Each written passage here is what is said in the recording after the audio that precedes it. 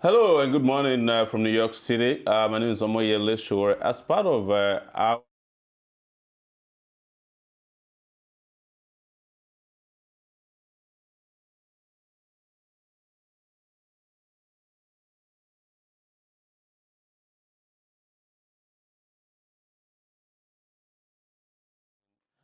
engaged in recording a secret meeting that happened between a former minister of deputy,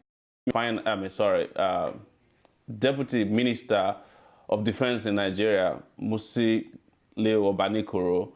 In that meeting was also now Governor Fayose of Ekiti State, and also a Minister of Police Affairs, including a would-be governorship candidate of Osun State, Iyola Omishore. This meeting happened between these politicians and a military brigadier general by the name Aliyu Momo, who is from Kogi State in Nigeria. But the captain sat as an intelligence officer on that meeting and recorded this very explosive conversation that you must have heard about on Sahara Reporters. And we have the privilege of bringing him to you today to talk about what he did, how he did it, to you on our Sahara TV broadcast today. So we had to interrupt this program to talk to Colonel Sagero Koli, who is in hiding somewhere. Hello, Colonel. You are welcome to Sahara TV. Yeah, you are welcome too. Thank Correction, you. I'm not a colonel, I'm a captain. Sorry, I apologize. You are Captain Sagero Koli. Yeah. So you probably have known extensively that since your audio recording of a meeting that happened during the Ekiti election was released, there's been a lot of conversation, including deniers from officers who were there. Tell us very briefly how you came about recording this conversation between Obanikoro, Iyola Omishore, and Governor Fayose of Ekiti State during the election. Thank you very much. As you all know, I was detailed here officially as the Brigade Intelligence Officer. My primary responsibility was to gather intelligence on how the election is to be conducted peacefully. Since we entered Ekiti, that was 3 days to the election. That is when I realized that a lot of compromise has been made between my commander and those guys in question. It reached a peak stage, a day to the election, when we were called, though commander was called directly, that the State Minister of Defense want to see him. And he asked me to accompany him to the place. And it is customary in the military, if a senior officer is going for any assignment, the junior ones accompanied him, which I did. So reaching Spotless Hotel in Ado Ekiti, we entered a room. Then I saw the State Minister of Defense, the current Minister of Police Affairs, Omishure, and Fayose were already in the room that we entered. So going by what had been happening, so I believed and I thought that this should be a venue that the whole compromise is going to be completed. That what necessitated my recording of the discussion, because I've been unhappy throughout prior to the meeting. So can you tell us exactly the day the meeting happened? It happened on the 19th or 20th. I cannot. A day before the election, on the 20th. On the 20th, yeah, on the 20th. It sounded that the election was held on the 21st, so it happened on the 20th. Yeah. Before the election. June 2014. Okay, so when you recorded this, it was apparent that your brigadier general, that's your commander, was under a lot of pressure in that meeting. What did they do to him when he walked in for him to have become so jittery and afraid? While I wouldn't know their discussion prior to that meeting. I only witnessed what they've discussed in the meeting, and I learned that they are all on him, bouncing on him. From their mood, you could see that it is something that they might have discussed prior to their coming to Ado Ekiti. Probably they must have planned how to go about it, and they are not happy with what was going on ground according to them, or they say all those things to push him to do better. And I want to believe that they push him so that he will do better than what he has been doing. It could be the reason why they were pushing him to that level. However, I've realized that there is no way he could have exonerated himself from the compromise, because they have planned it before even his arrival to take over command in 32 Artillery Brigade Akure. When did he take over command at 32 Artillery Brigade in Akure? A month to the election. The incumbent commander was Brigadier General A.M. Diko, was the substantive commander of the brigade. He was the one who started the reconnaissance. He wrote an operational report. He went to the army headquarters in Abuja and presented that report.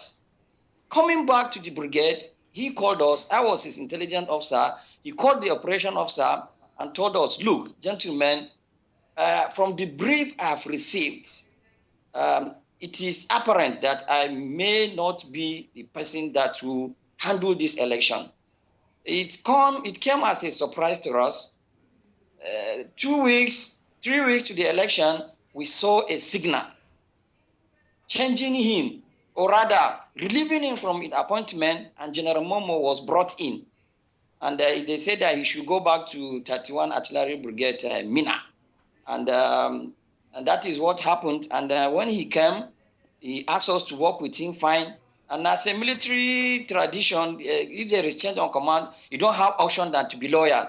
I was so open. I've told him everything that we have done to make sure that the election goes smoothly. But you know, when we entered Ekiti State, I started seeing a different thing. And the commander said, this is his direction, and we have to follow him. He is working for the presidency. He said it categorically that, look, I'm working for the presidency, and anything I'm doing, follow my direction. You people should follow me. That is what, necessitated me, started thinking of compromise in this election. Then as it goes on, calls were coming from Abuja, calls are coming from Ayofayoshe and his team on ground, and commander was changing directives, in fact, floating the operational order itself, asking all the troops to work with the PDP talks to make sure that his given assignment is done. Yes. Let me ask you, when on the ground as an intelligence officer, what did you do with General Momo? What did he ask you guys to do specifically, apart from what you recorded in the audio, which was for 37 minutes? What are the other things that happened on the ground to show that this election was rigged operationally, as General Momo was brought in to do, that you can tell our audience? Okay, my role is advisory role as an intelligence officer. We have tactical commanders on ground who have covered the 16 local governments in Ekiti State. Each local government was assigned a major or a captain with soldiers to cover that area adequately, okay? Yes. Now, those tactical commanders were given specific directives on what to do.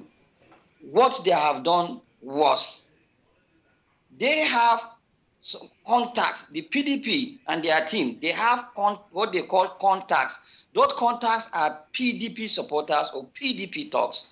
What the commanders were ordered was, they should work directly with those contacts, and they make sure whatever those contacts want, they should do it. That was the directives he gave. After giving the directives, we went round the 16 local governments to ensure compliance. from the tactical commanders themselves. How many soldiers can you tell as an intelligence officer were involved in covering the whole of Ekiti 16 local governments? Officers and soldiers, 1,006 troops. 1,006 troops. Yeah. These people worked with PDP contacts to ensure that the election was favorable to Ayo Fayose.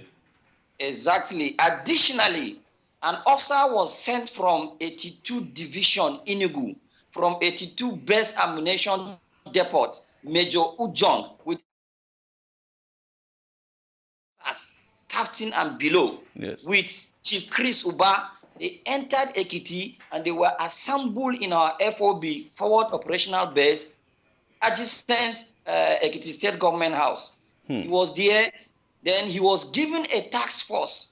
The task force composed of the military component, police, mobile police, security operatives from the DSS. Yes. And they were asked to go and work with the PDP contacts in the 16 local government areas. Additionally, a sticker was designed and a handband that on the election day, ordinarily and constitutionally, we restrict movement on election day from 0600 to 1800 hours till elections were held, till votes were cast, collection, then to collation center, then to the INEC headquarters for counting. Then those stickers were given to the PDP supporters that anybody, any vehicle seen without sticker, it should be allowed unlimited access to move freely on the election day, and that was what was done. In the audio that you recorded, there was a point where your commander said, "Do you want me to cry?" What happened to him at that point? Why did he want to cry? They threatened him. They threatened him that, look, if he didn't comply, and that he is the key to this election, that he is either he go with them, comply, and do what they want him to do, or else he cannot be promoted to Major General.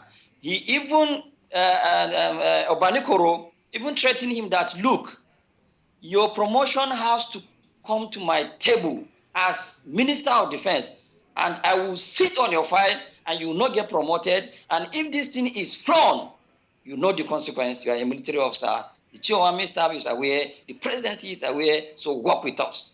So when they threatened him, he said, look, I've been doing your work since I entered Ekiti. And if you want me to cry, I can cry.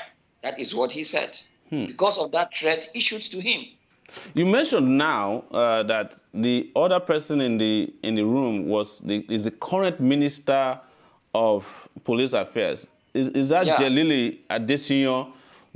Definitely. Okay, because your audio file referred to Olubolade, who was the captain. Never Olubolade is the present and current Jelili Adesina. Okay. Jelili Adesina. Yeah. All right. So, do you know if General Momo has been promoted? I'm not aware. Since I left them, I'm not in touch with what is happening. All right. That's just aside.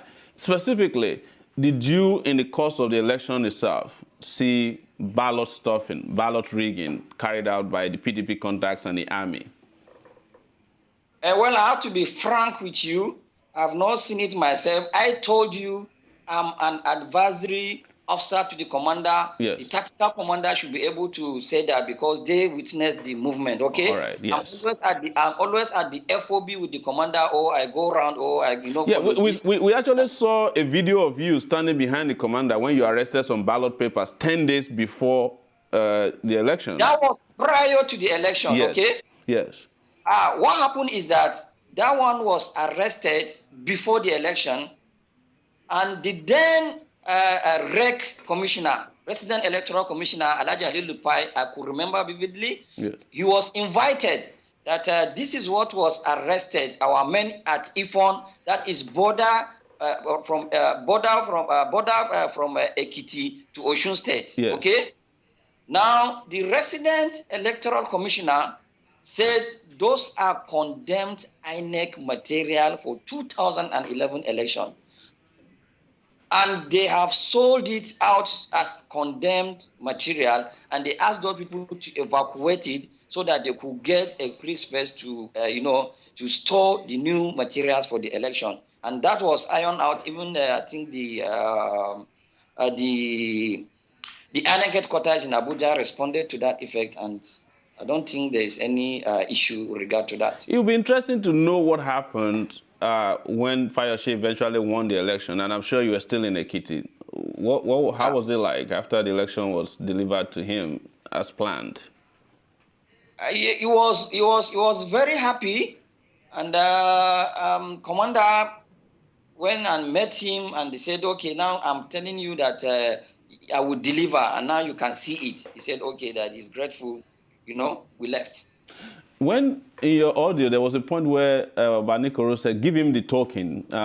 You can give him the token and let him go. How much was the token that was given to your commander at that point? I cannot specifically say how much it is, because I've seen so many bags, in the hotel we stay. I'm not in position to ask my commander how much is it, from where and how. I'm not in position. Which hotel did you guys stay in Ekiti? I mean, you and your commander. Pardon? Which hotel were you staying? Where your own forward FOB hotel? Oh, okay. I've forgotten the name of that hotel, but it's along Fayose Estate side. Jewel Hotel. So you were staying at Jewel Hotel. That's where all the Ghana Must Go bags was coming to your commander. Yeah. We stayed there. But it wasn't the commander sometimes nice to you guys, where he said, "Look, you're working hard. Take this for your own good care too." Doesn't he share? Is this such a miser? He didn't share anything with you guys? No, he has paid the troops their operation allowance. Okay. As contained in the operational order. Okay. Then a day to the election again, he shared another money to the troops. Officers, 30,000, men, 5,000 each. He said this one is welfare for them to do the right thing during the election. Right. Then after the election too, the troops, ordinarily, and as part of the regimentation, everybody who has participated for the election has to assemble for head count to know that we are exactly 1,006 troops.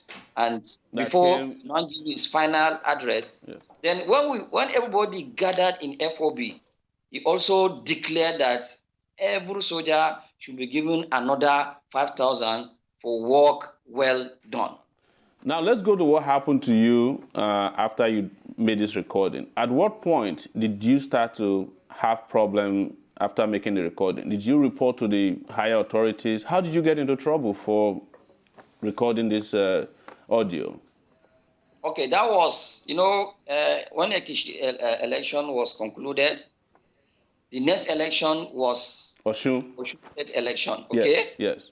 Now, Osun State is not part of operational ground for 32 Artillery Brigade from the beginning.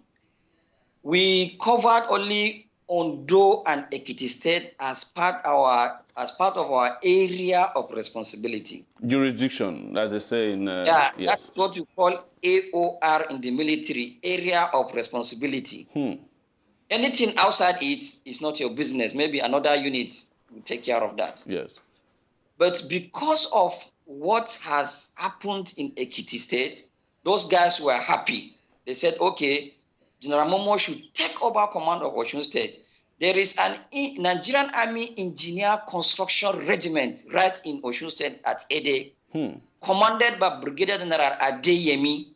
Then, I don't know who is the commander now. Anyway, then he was asked to hand over the command to General Momo till after election, and he was given 3 weeks compulsory leave, and he has to proceed, and we took over the command. Okay. He said, look, Koli, you have done well in Ekiti State. I need the same thing. I want you to replicate the same thing in Osun State. Go ahead for Reki. I did. I was there with my team. We are How on many recce. people? I have 13 intelligence operatives attached to me. Okay. I'm the OC, commanding officer of the 32 Artillery Brigade. I have soldiers under me, okay? Yes, sir. When it comes to recce now, when it comes to planning, preparation, Recce you have as to in get reconnaissance. information and convert that information to intelligence. Yes. Then you now say, sir, this is the threat on ground, and this is how I think we can curtail it, okay? Yes. I was there, I was doing the recce. Commander traveled to Abuja. He called me that how far? I briefed him, usual, it's normal. Yes. Now, coming back to Osun State, he told me that we are going, I was thinking maybe there could be change of tactics. Or he has realized that what we have done in Ekiti State is highly unprofessional, maybe we will change here. He told me that we are going to repeat the same thing we did in Ekiti State. I said, sir, you mean we hand over troops again to PDP? PDP? He said, my friend, what are you talking about? As I'm telling you now, I'm from the presidency, and this is the directives, and people will follow my direction. And I said, then there is problem, and I don't think I will be part of it. Now, it happens, that time there was Salah break. I told him, okay, I want to go to my home and celebrate with my people. He said, okay, I can go ahead, but I have to come back in time and continue. You know that this election is coming after Salah. So I felt that then I have my recorded something. Yes. I said the best thing to deal with this thing is to tell the APC so that they will raise alarm. Yes. Now, my family stayed in Kaduna. I reached Kaduna. I tried to see General Buhari because I thought that he's a retired military officer. If I give him this information, he knows what it means and he knows the implication. So I felt that he should be the only one I should give this information because I regard it as sensitive. Effort for me to see him prove abortive. I came back to my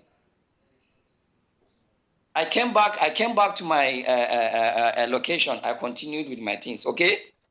Now, a friend of mine who accompanied me to see if we can see the general and we could not, he told me that he has a person that can link me to somebody that if I talk to, that one will talk to the general direct, and the general, I said, forget this thing, forget it. Now he called me back again that he has contacted somebody who will now link me to the general. I said, okay, who is the person? I said, who is the person? He said, okay, there's somebody in Lagos, the APC leader, that I should see him, that he will connect me to general. I said, no, I can't reveal this thing to a pure civilian who has not been in the military. Is too derogatory. Yes. He said, no, I should not worry. I was like a Jessica. I said, no, I won't do it. If general is available, I will just hand over this thing to him. He will work on it. That is just it. I'm just doing it to make the military apolitical and let it remain a professional army. Okay? Yeah. He said, no. He assured me. I said, no, I won't do it. Then I was on my recce. I had a call that please, I should come and see the national leader of APC. I said, no, I can't hand over this sensitive information to somebody who has not been in the military before. He insisted. I said, okay, we can go ahead. He now called the APC national leader. And he connected me to him. I said, who am I speaking with? He said, I'm so person. I said, okay. Am I the one that wants to know that I know what happened in Ekiti? I said, yeah. Where are you now? I said, I'm in Osun. He said, okay, interesting. Please, can we see? I said, no, we can't see. Because I'm busy. He said, we have to see, please. I said, no, we can't see. He, the person now went back and told him that he said he's busy, that he can't see. Then if that friend again called me that even if it is Saturday, why not you create time? You say you want to help because of your nation. You want to help? I say yes, and I'm ready to help. And what I want is security of the source. You have to protect me as your source of information. I'm unafraid to give such an information to somebody that has not been in the military. I repeated. He said I shouldn't worry. He pushed me. I said, okay, let's meet. So we met. He said, what happened? I told him. He said, you sure? I said, that is what happened. He said, did I have evidence? I said, this thing I'm telling you, I've even recorded it. He said, wonderful. Can I show him the recording? I said, no, I cannot. I can only give the general this recording. He said, okay. It's only general? I said, yeah. He said, okay. You will speak to the general the next day. I think he flown to Kaduna. The next day, he called me and he connected me to the general. I said, sir, I've been looking for you. He said, you come to Kaduna, you come to my house. I said, I was in your house, but the protocols were too much. He said, okay. They told me something. I said, yes, sir. I said, but it's only you that I will give that information. He said, okay, what is it? I told him again. I repeated myself. He said, wonderful. He said, you have it recorded. I said, yes, sir, I have it recorded, but it's only you that I will give. He said, okay, he's grateful. But now that I'm there, he's in Kaduna and he can't come here. He can't meet me in Oshun because, of his position as a political figure in the country. He said, okay, since I have given him that respect, why not I hand over this thing to the national leader? They will meet, and they will meet and they will discuss the whole thing. And that's what happened. So you handed, at this point, you handed over to the national leader of the APC? No. Okay. So what happened afterwards? So how did you process the recording? How did you get it out? And at which point did you start to think about danger to your life and left Nigeria? All right. He said, the general said, okay, that I don't know where the sort of information, maybe probably they booked my lines. I want to believe so. They booked my lines. And, when the next day, he told me that some of you are moons among us. We are working for the presidency, but some of you are working against it. Some of you have some conversation with some other top politicians.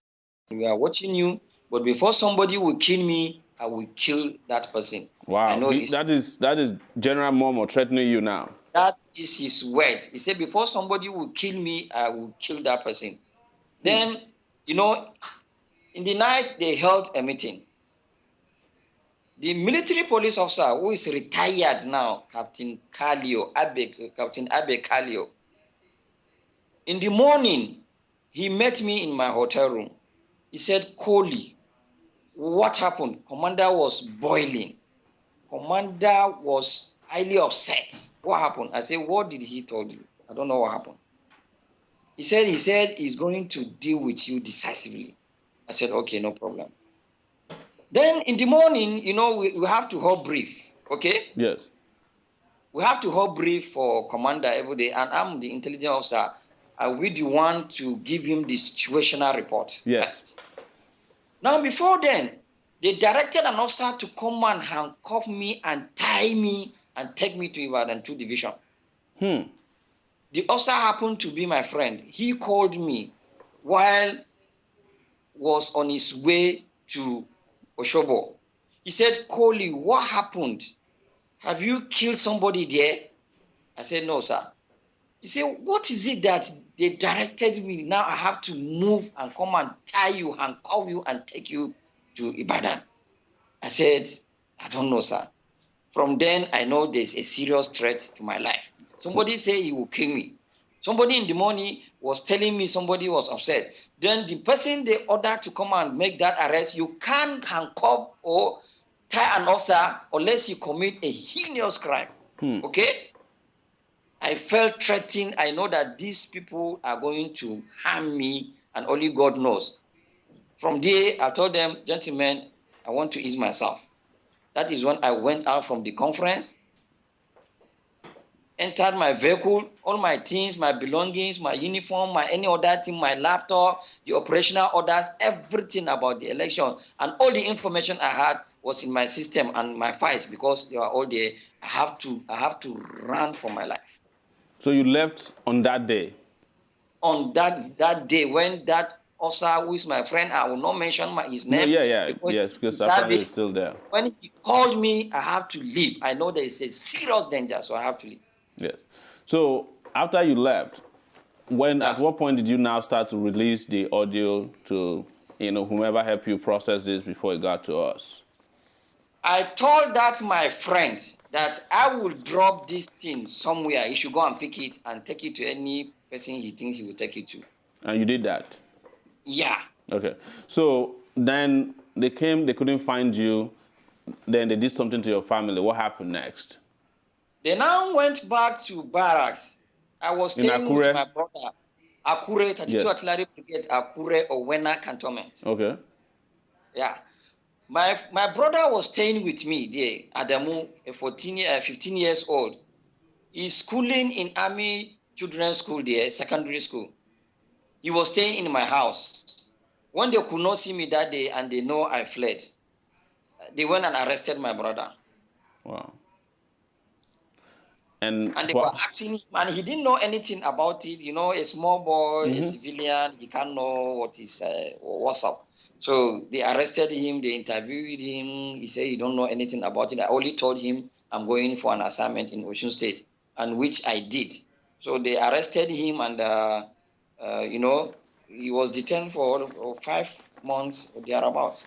One question that the public would like to ask, because is that when you contacted the APC leadership, did they bribe you? Did they give you money to say, yeah, you are a man now, to do this, we'll pay you off? Were you giving money by? No, we did not even, I've not even given them, a chance to even meet. I was busy with the Reiki in Osun State. Okay. So we've not even met to even say, okay, take this. We've not even met like this. To even see me was a problem. I said, it's my childhood friend who pushed me to do it. Yeah. So we've not even met. I left them on 3rd of August. Yes. They know the record are there. So okay? you left that place 3rd of August. So you didn't participate in the elections in Osun State. While I've been with them, I've been with the troops, and you can find out from the troops. My soldiers, they know that I'm with them. Yeah. So since you left, have they tried to reach you? Have they tried to find you? Have you been in touch with any one of them? Threatened you directly or indirectly? Who, the military guys? Yes. Yeah, no, I've not met with any of them, but I used to hear that they came to my house to look for my dad at midnight, and my dad, relocated to another house. He built a new house, so he relocated from our former house to the new house. So they went to the old house. They only met the watchman there, and they asked him. He said, no, he has left, and he didn't know where they went to. So he now reported to my dad that. Yes. This is what happened. Soldiers came here. Then my family, I have a wife and 2 kids. That's what I was going to ask you next. They even went to my house where my wife stayed to check on her. And unfortunately, she's doing her master's. She's at school. So they couldn't meet anybody in the house, and they left. And they told me all that. I said, okay, for what?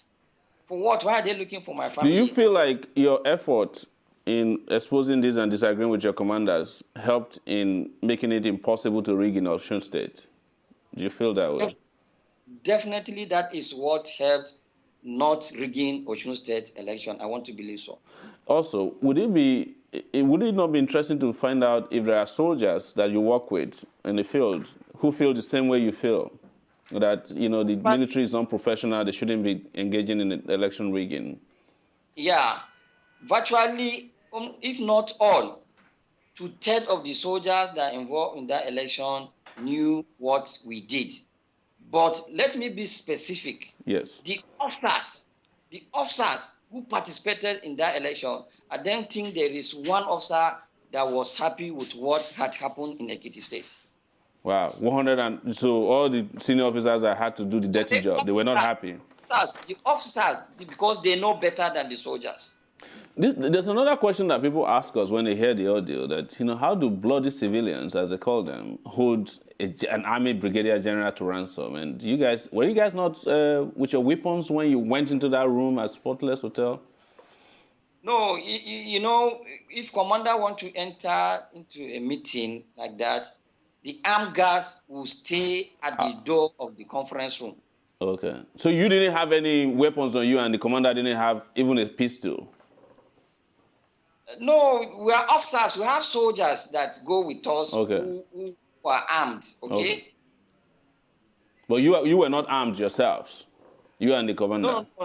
No, we are not armed. We always move with, it's a commander. He has a full escort attached to him. No problem. Yes. So, of course, you've heard that Obanikoro says this was manipulated. Fayose said this never happened. They are all denying. What do you have to say to their denial of your recorded tape? They can't deny it. They will only deny it to mislead the populace. Okay? Yes. They will only deny it to mislead the populace. They can't deny it.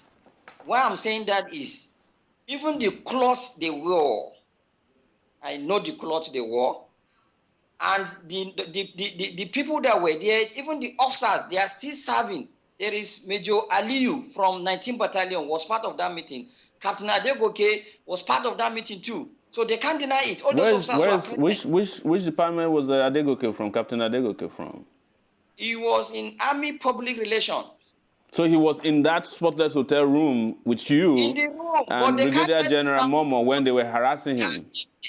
They can't tell you, even if you call them now, they will deny all that, but that they were in that meeting. In that recording, you had the voice of Major Aliyu. In that, you had his voice telling Commander, yes. Commander will ask, have you so? He said, yes, sir, we have done it. That was his voice. Okay, you see, after the whole incident in that Spotless Hotel, what happened next? Having been totally ridiculed by these civilians, Obanikoro, Omishore, and Fayose, how did you guys feel after you left that meeting as soldiers, to just having been...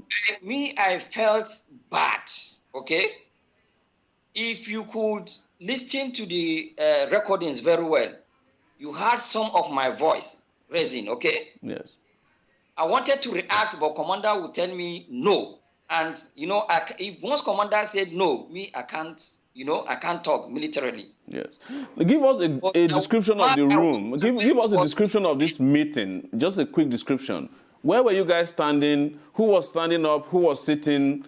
How were they located? Omishore, Obanikoro in this room. Give us an idea of how the room was. Wore white and this Yoruba cap, okay? Mm-hmm. And he was sitting on a chair. The Minister of Police Affairs wore pink and white shorts, cheddar too, with a rubber cap. He was standing. Okay. Omishore was sitting down on the carpet. On the carpet? On the floor? Myself, we are military guys. Myself, my commander, any other person, we were standing, listening to them and talking to them. What about Fayose?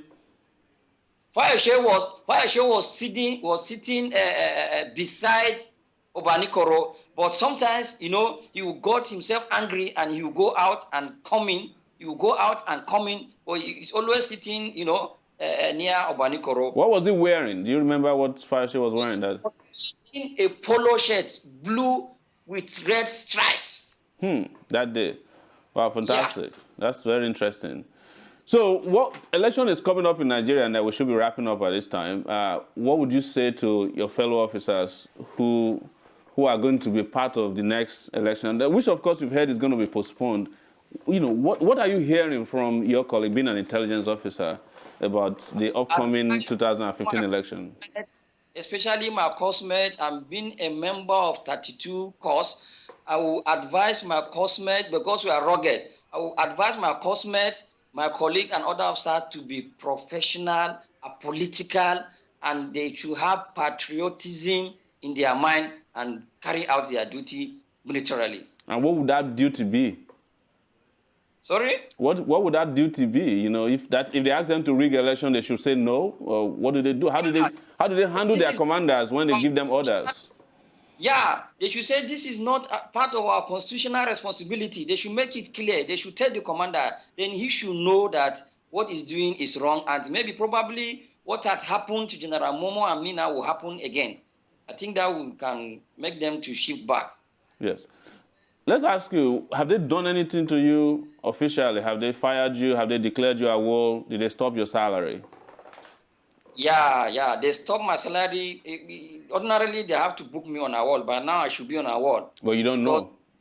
No, I should be on a wall. That is the general rule. Yeah. If you have a chance to go back to Nigeria, would you be willing to testify against this man, say, if there's a trial for this criminal collusion of subversion of democracy? What stops me from doing that? To make sure that my country is governed well. Yes. Well, Captain Sagir Koli, we want to thank you very much for coming on our show today on Sahara TV. As you can tell, a lot of people are very, very respectful of what you did for your country before you eventually fled. And we're aware that you're in hiding, and we know how inconvenient it is for you to have even come on our show today. But you should rest assured that for doing your country proud, you'll be remembered well by history. We want to thank you once again for coming on our show on Sahara TV.